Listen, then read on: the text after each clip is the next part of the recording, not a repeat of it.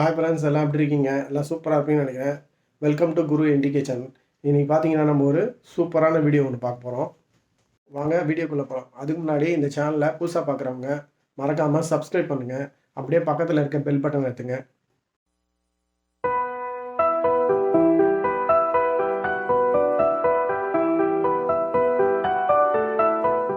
Hi viewers, welcome to Guru NTK.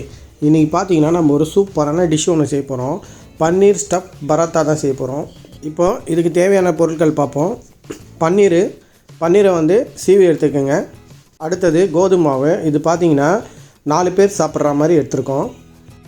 Carrot பொடிசாக நறுக்கியிருக்கோம்.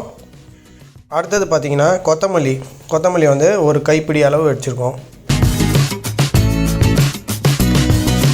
அப்புறம் onion வந்து 2 மீடியம் சைஸ் ஆனியன் வந்து பொடியாக கட் பண்ணி வச்சுருக்கோம்.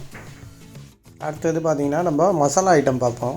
ஃபஸ்ட்டு பார்த்திங்கன்னா மிளகாத்தூள் வந்து 1 ஸ்பூனு, கரம் மசாலா வந்து 1/2 ஸ்பூன் எடுத்துருக்கோம். இது வந்து சாட் மசாலா, இதுவும் 1/2 ஸ்பூன் எடுத்துருக்கோம். அடுத்தது பார்த்திங்கன்னா தனியாத்தூள் எடுத்துருக்கோம். அதுக்கு அடுத்தது பார்த்திங்கன்னா சீரகத்தூள். அடுத்தது பார்த்திங்கன்னா ட்ரை மேங்கோ தூள், இது அம்ச்சூர்னு இருக்கும். அது லாஸ்ட்டாக பார்த்திங்கன்னா சால்ட்டு 1 ஸ்பூன் எடுத்துருக்கோம். சில்லி பவுடரும் சால்ட்டும் மட்டும் 1 ஸ்பூன் எடுத்துருக்கோம். மீதியெல்லாம் 1/2 ஸ்பூனு. நெக்ஸ்ட்டு பார்த்தீங்கன்னா 2 பீஸை வந்து சீஸ் எடுத்துருக்கோம். அடுத்ததாக பார்த்தீங்கன்னா பட்டர் எடுத்துருக்கோம். ஃபஸ்ட்டு வந்து நம்ம இப்போது கோதுமை மாவு ரெடி பண்ணிப்போம். ஃபஸ்ட்டு வந்து நம்ம 1 ஸ்பூன் வந்து சால்ட்டை வந்து ஆட் பண்ணுறோம் இதில்.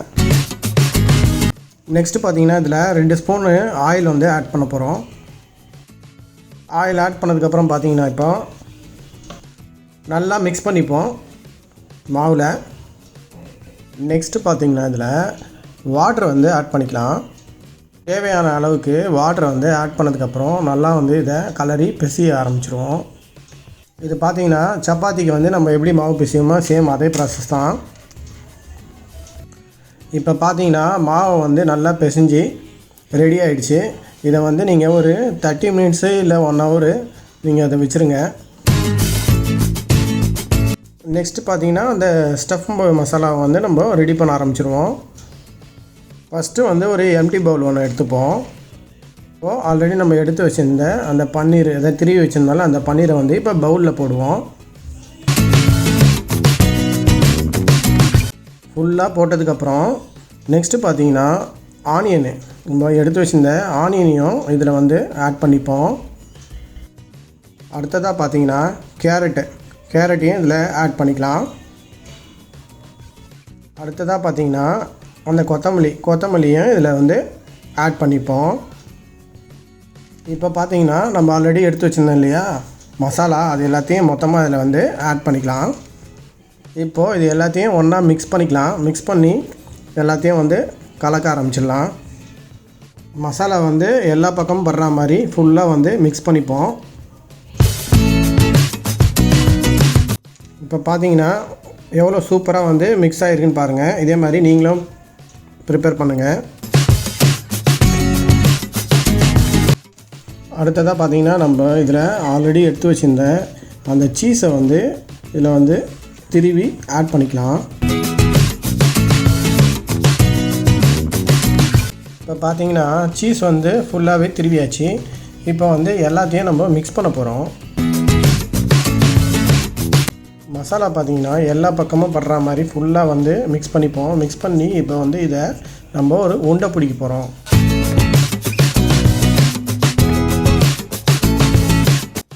லட்டு வந்து எப்படி பிடிப்போமோ சேம் அதே மாதிரி தான். அதே மாதிரி உருண்டை வந்து எத்தனை வருதோ அதை பிடிச்சி வச்சுக்கலாம்.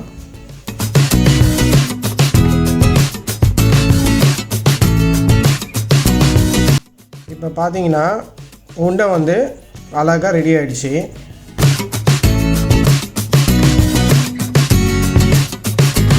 அடுத்ததாக பார்த்திங்கன்னா நம்ம எடுத்து வச்சுருந்த கோதுமை மாவையும் உண்டியாக பிடிச்சி வச்சுருவோம்.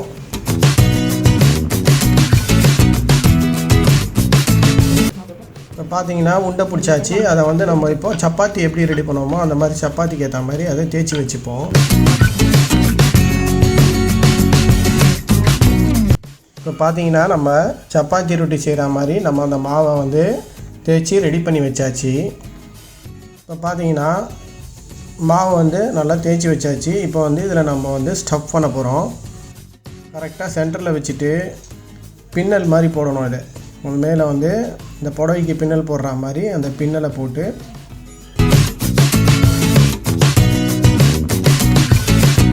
கரெக்டாக வந்து அந்த மாவு வெளியே வராத மாதிரி ஃபுல்லாக க்ளோஸ் பண்ணிவிட்டு லைட்டாக வந்து லாஸ்ட்டாக வந்து லைட்டாக கொஞ்சம் உண்டை லைட்டாக பிடிக்கிற மாதிரி பிடிச்சி வச்சிடணும்.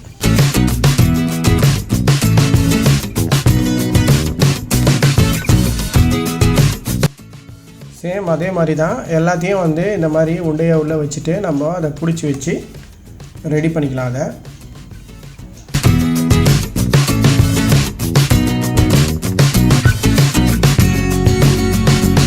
இப்போ பார்த்தீங்கன்னா எல்லாத்தையும் வந்து சேம் இதே மாதிரி தேய்ச்சி வச்சுட்டு அடுத்ததாக பார்த்தீங்கன்னா அதை எடுத்து நம்ம சப்பாத்திக்கு எப்படி நம்ம தேய்ப்போமோ அந்த மாதிரி சப்பாத்தி கட்டையை வச்சு மொல்லமாக வந்து அதை தேய்ச்சி ரெடி பண்ணிப்போம்.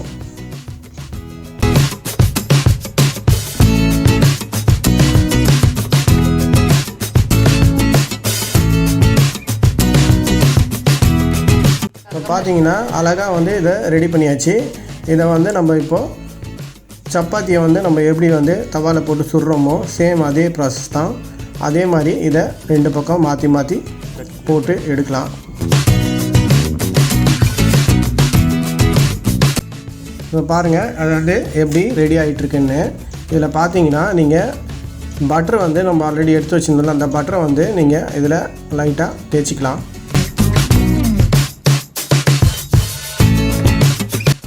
அதே மாதிரி 2 பக்கமும் நீங்கள் பட்டரை வந்து ஆட் பண்ணிக்கலாம்.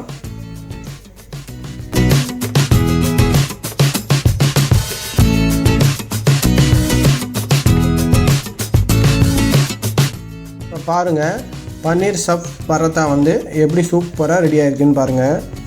இது வந்து நீங்கள் எந்த சைடிஷும் இல்லாமல் அப்படியே சாப்பிட்லாம். ரொம்ப டேஸ்டியாகவும் இருக்கும். இதில் சீஸு பட்டர்லாம் ஆட் பண்ணியிருக்கனால குழந்தைங்களாம் பார்த்தீங்கன்னா இதை ரொம்ப விரும்பி சாப்பிடுவாங்க. நீங்களும் இதே மாதிரி உங்கள் வீட்டில் சூப்பராக செஞ்சு பாருங்கள். எங்கள் வீடியோவை பார்த்து நீங்களும் செஞ்சிங்கன்னா மறக்காமல் எங்கள் சேனலுக்கு வந்து கமெண்ட் பண்ணுங்கள்.